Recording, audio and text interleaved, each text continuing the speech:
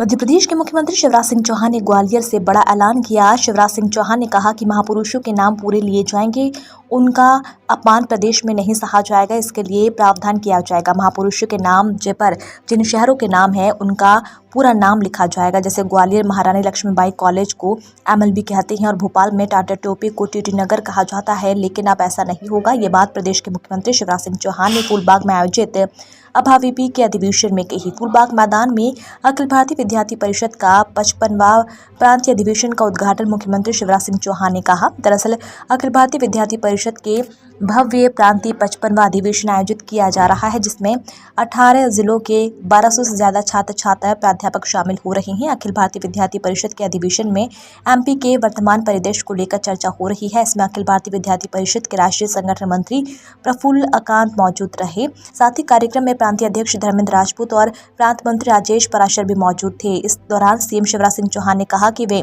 1974 से ABVP से जुड़े हैं। CM ने किस्सा सुनाते हुए कहा कि सूर्यकांत केलकर जी का नाम सभी जानते हैं। वह मुझे आपातकाल के समय एक जगह में ले गए। केलकर जी की डायरी में मेरा नाम था। कुछ दिन बाद वह गिरफ्तार हुए, जो पुलिस ने डायरी में नाम होने के कारण खोजा। मेरे भी दस्तावेज पुलिस ले गई। मेरे भी दरवाजे पर पुलिस आ गई।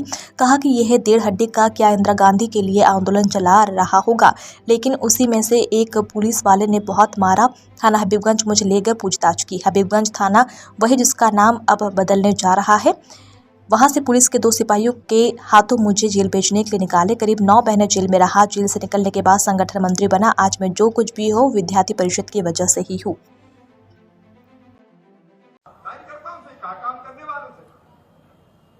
तुम केवल 3.5 हाथ के हार मास के पुतले नहीं हो,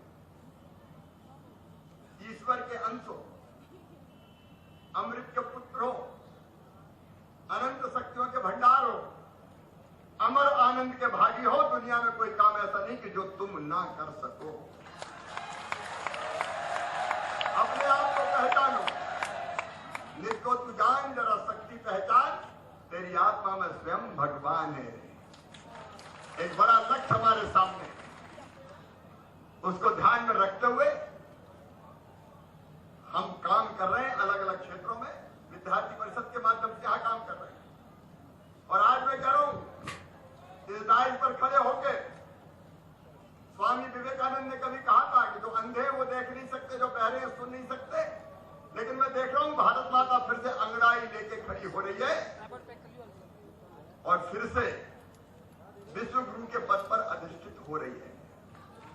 आज मैं फिर दोहरा रहा हूं, जिस दिशा में हम सब काम कर रहे हैं, जिसके आप काम कर रहे हैं, भौतिकता की अग्नि में दग्ध विश्व मानवता को शाश्वत शांति के पद का दिग्दर्शन अगर कोई कराएगा तो हमारा देश भारत कराएगा, ये भारत कराएगा। और उस दिन को लाने के लिए हम लगातार काम करते रहे। आप सबको बहुत बहुत शुभकामनाएं कि सात्विक कार्यकर्ता कौन, अच्छा कार्यकर्ता कौन।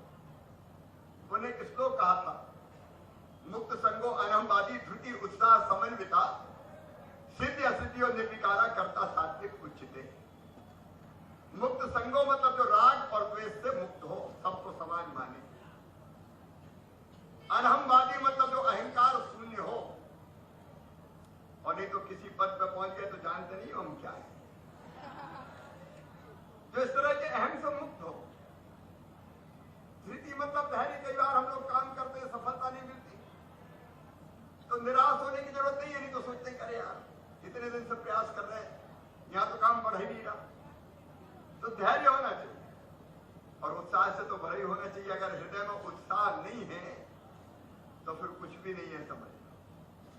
कुछ लोग ऐसे होते हैं कि जिनके पास अगर जाओ, आप भी विद्यार्थी परिषद के नाते जाते होंगे, तो इतनी निराशाजनक बातें करते हैं कि काम करने वाला का भी उत्साह ठंडा हो जाए।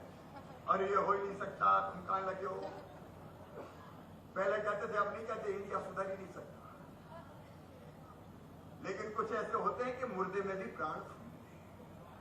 तो हमको उत्साह से सदैव भरे रहना चाहिए। और सफलता मिले तो ठीक है, और नहीं मिली तो फिर प्रयास करें। ऐसे कार्यकर्ता सात्विक कार्यकर्ता कहलाते हैं। सचमुच में आप सब, मुझे स्वामी विवेकानंद के वो शब्द याद आ रहे हैं जो आज भी मेरे कानों में गूंजते हैं और आज भी मुझे प्रेरणा देते हैं